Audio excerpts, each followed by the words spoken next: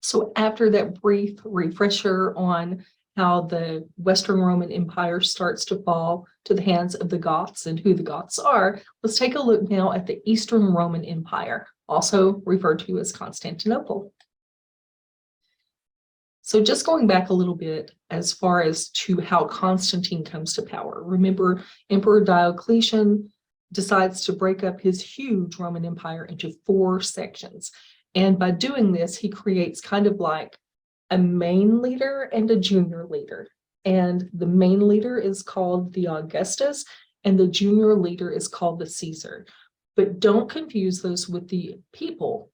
Augustus, who was Octavian, who becomes Augustus and kicks off the Pax Romana, and then Julius Caesar. Not the same thing. We're talking about titles here, sort of like a president and vice president. We have an Augustus for the main leader and then a Caesar for the junior leader. Diocletian is the main leader, the Augustus of the Eastern Roman Empire, and he appoints Maximian to be the co-emperor, the other Augustus of the Western Roman Empire. And then he also has a junior leader ruling with him. That would be Galerius. And then we have Constantius, who is the Caesar of the West. Diocletian is at home in Nicomedia, which is very close to Byzantium. If you can see that here on your map. You see that on your map? No. Okay. So if you look to the right of the map, you can see just how close Nicomedia and Byzantium are. And then Galerius, who is the Caesar of the Eastern Roman Empire, and Constantius the First is Constantine's father. And so this is how he comes into power. He comes into power as the junior leader, as the senior of the Western Roman Empire. So now we've got to explain how we get Constantine from junior to Roman emperor and from the west to the east, but it only takes a minute, so stick with me. Okay, so this is a bust of Constantine. Constantine was known for his military prowess. He was ambitious. He was very strong and very determined man. So the first thing he does, because remember, he's the junior leader, so he has to take over the Augustus in the Western region. And at that time, the Augustus was Maxentius. So Constantine battles his boss and wins. It's like a boss battle. Yeah, anyway, he battles his boss and wins. And so that's how he takes over the entire Western Roman Empire. Now, at that point, he does not appoint a junior. And it's probably a good thing because a junior under him could do what he did to his boss. So kind of makes sense that he wouldn't do it. So he cuts out the extra position and he is just the emperor of the West. One thing I want to mention here that we'll go into a little bit more in detail is that it's during this battle that between Constantine and Maxentius for control of the Western Roman Empire, that we have these stories about Constantine having a vision or a dream that kind of leads him to an understanding regarding Christianity. And we will discuss that a little bit more as it comes up. So while he is defeating his boss to win control of the West, Licinius is doing the same thing in the East. So he beats his boss to gain control of the East. So now we're from 4 to 2. We have Constantine and Licinius. And as you might imagine, the next step is for them to fight each other for control of the entire shebang. So that's what happens. Constantine versus Licinius, and Constantine ends up winning at the Battle of Chrysopolis, and he gains control of the entire Roman Empire. Now, the West was falling. It's not like it just suddenly fell, as the first video that you saw as part of these lectures showed. I mean, it took a while to get to that point. And to have a falling empire doesn't mean that things are suddenly not an empire anymore. You have the the stress, the pressure, the loss of it all, and as you watch certain elements of infrastructure crumble. So Constantine wants to focus on starting fresh. One of the first things he wants to do is he wants to move the capital of the Roman Empire. Now, Diocletian had it set up in Nicomedia. So he could just simply go to Nicomedia, but he kind of wants something new. I mean, he has done a lot. He's beat his boss and he's beat his equal. So, he's ready for something new. Rome wasn't even considered because things had been so bad already there. And, he wants a fresh start. He doesn't want to rebuild something that's already broken. He wants a fresh start. And how great would it be if he could get that fresh start somewhere that wasn't broken, somewhere that still had all of its wealth from the empire? That place was Byzantium. It never lost its wealth, and it was an excellent port for trading. It was so close to Nicomedia too. The two were so close on the map that you could hardly tell those little dots apart. So this is the place that Constantine picks to start the new capital for his new empire. He picks Byzantium. So it's his thought that he's going to call Byzantium something like Nova Roma, which means New Rome. The area had already been referred to as Istanbul or even Istanbul, but he's referring to it initially as New Roma. But the citizens of the community start calling it Constantinople, which means city of Constantine, because, he has started this new capital, and they name it for him. He is the first Christian emperor of the Holy Roman Empire.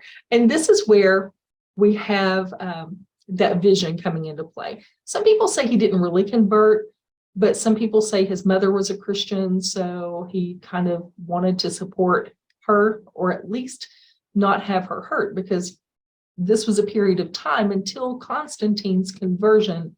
Christians were persecuted in the Roman Empire. So there is the story that the night before he defeated Maxentius that he prayed, and that he had this vision or a dream. And in it, he saw, depending on the story, either a sign that said in hoc signo vinces, which would be in this sign conquer, and Latin is not my cup of tea, so I probably butchered that, but in this sign conquer. And the sign, some say it was a simple cross, a Christian cross. Others say that it was a cross with the Greek letters rho and chi on it, or chi and rho, which would have been the first letters of the name Christ. So either way, they're claiming that he had a vision related to Christianity. And he asked someone what it means. And he asked a bishop what it means. And the bishop says, it means that God is with you. And so at that point, supposedly, Constantine converted to Christianity. We have two stories about this. So we technically have two different sources. One was a court bishop and one was a court advisor and tutor. So we do have two people from that time period who recount the same story. So there were some changes. Sorry about all of that clicking. There were some empire changes under Constantine, mostly affiliated with Christianity, because that seems to be the focus of change. That's the biggest change at this particular point. In the Edict of Milan, Constantine and his leadership made persecuting Christians illegal. It even went a step farther, because there were so many Christians who had been persecuted. They had property confiscated, or they might have been in jail. They might be paying back penalties. He returned that confiscated property and relieved them of all of their penalties and fines and any sentencing that they might be serving out. And in doing this, it permanently establishes the idea of religious tolerance in the Roman Empire. The Edict of Milan also established the funding of church buildings. So now we have the state, if you will, the empire, who is funding religious buildings. So it also kind of starts to tie together church and state. The Edict of Milan also commissioned new copies of the Bible. In the Council of Nicaea in 325 AD, it is called to address heresy. Heresy is like contradiction to religious belief. So one heretic religion was Arianism. So this is not the kind of Arianism that you may have heard of in today's world. We're not talking about skinheads here. We're talking about followers of Arius. And Arius believed that if Christ was born of a human mother, that he couldn't possibly be a god, at least not a full god. The best he could be would be a demigod. So that was seen as blasphemy or heresy. And so the Council of Nicaea meets to resolve that, because this is a government council that is meeting to establish rules of Christianity, very much tying in and solidifying a tie between church and state. And this council says, no, we declare that both the Father and the Son are equally co-eternal. And in doing that, they exile Arius to show that solidarity between the church and state. One of the things they try to do, and I think this is interesting because I always have to Google this every year, what day is Easter in this year? And so the Council of Nicaea actually tried to decide that, tried to pick one constant date that Easter would be held on, but they couldn't do it. There were different doctrine questions that made them just not able to fulfill one particular date that we would always have for Easter. They also established the Nicene Creed, and you may hear that referred to as the Nicene Creed or the Apostles' Creed. I won't read it here, but it's here for you to look at if you'd like. Many churches still include this in regular worship services even today. And this beautiful building is the Hagia Sophia. It was built as a Christian church in the 6th century.